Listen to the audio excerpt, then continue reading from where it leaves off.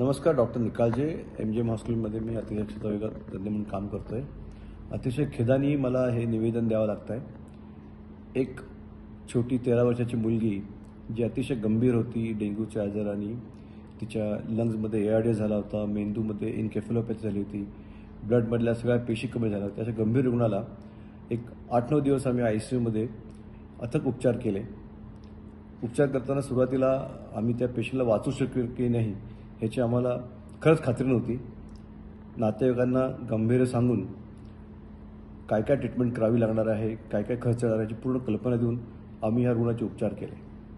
ह्या रुग्णाला गुंतागुंतीचा डेंग्यू होताच, पण तिला तिच्या ब्लडमधल्या सेल्स कमी झाल्यामुळे आम्ही हेमॅटोलॉजिस्टचं मत घेऊन तिला एक इम्युनोग्लोबिन नावाचं इंजेक्शन पण देण्यात आलं. आणि ह्या सगळ्या प्रयत्नानंतर साधारणतः ती 7 ते 8 दिवस व्हेंटिलेटरवर होती. 9व्या दिवशी आम्ही तिला व्हेंटिलेटरवरून काढण्यात यशस्वी झालो आणि 10व्या-11व्या दिवशी तिला डिस्चार्जही केलं.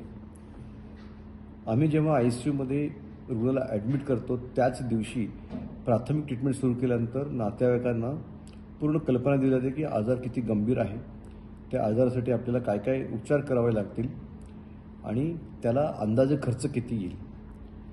ह्या अदिती सरकटे ह्या पेशंटच्या रुग्णाच्या नातेवाईकांना ह्याची रोज कल्पना डॉक्टरांकडनं आणि प्रशासनाकडनं दिलेली गेलेली होती. ह्या रुग्णाचा काका हा स्वतः डॉक्टर होता आणि तो पूर्ण सहकार्य डिस्चार्ज होईस्तोवर आम्हाला करत होता आणि त्याला पूर्ण कल्पना होती आपण हे औषध कुठले वापरतोय, त्याची किंमत काय, ICUमध्ये त्याची कंडिशन क्रिटिकल आहे. आणि काल जेव्हा डिस्चार्ज दिला तेव्हा अतिशय समाधानाने आनंदाने नातेवाईक आम्हाला भेटून आमचे आभार मानूनही गेले. डिस्चार्जच्या वेळेस त्यांचं जे काही पेंडिंग बिल होतं ते बिल त्यांनी भरलं नव्हतं. ते जेव्हा त्यांना सांगण्यात आलं की तुमचं हे बिल पेंडिंग आहे तेव्हा ते आमच्याकडं गावाकडनं पैसे येत आहेत असंच आम्हाला सांगत होते. आणि मग काल संध्याकाळी त्या राहिलेल्या बिलावरून जे त्यांना माहिती होतं, याची पूर्ण कल्पना त्यांनी दिली होती, त्या माहितीवरून समाज माध्यमांमध्ये अतिशय आक्षेपार्ह भाषेमध्ये डॉक्टर आणि हॉस्पिटलबद्दलचे काही गोष्टी प्रसारित झाल्या. अशा पद्धतीने डॉक्टरांवर आणि हॉस्पिटल प्रशासनावर दबाव आणला आणि ट्रीटमेंट करण्यामध्ये जर डॉक्टरांना जर दबावाखाली काम करावं लागलं तर मला वाटतं समाजाच्या दृष्टीने आपण गंभीरपणे विचार करायची आवश्यकता आहे की आपण नेमकं काय अपेक्षित आहे आपल्याला.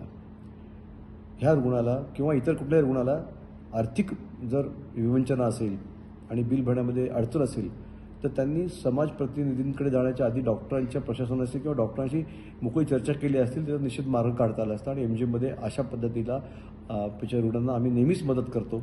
त्यांना कुठल्या ना कुठल्या पद्धतीने आम्ही मदत करतो, त्यांचे बिल कमी करतो, त्यांना डिस्काउंट देतो, त्यांना काही योजनेचा लाभ देतो. आणि सहसा पैशाच्या किंवा बिलाच्या संदर्भात कुठल्याही पेशंटची ट्रीटमेंट ही टाळली जात नाही, हे मी अतिशय खात्रीने सांगू शकतो. आणि आनंद वाटतो की एवढी गंभीर छोटी मुलगी 13 वर्षाची मुलगी आज ठणठणीत बरी करून आम्ही घरी पाठवू शकलो. ह्याच्यात आम्हाला आनंद आहे आणि हे आमचं काम आम्ही निरंतरपणे करत राहू. ह्याच्याबद्दल मी आणि प्रशासन आम्हाला नेहमीच अशा पद्धतीने सहकार्य करतं आणि पैशासाठी आम्ही कधीच ट्रीटमेंट थांबवत नाही.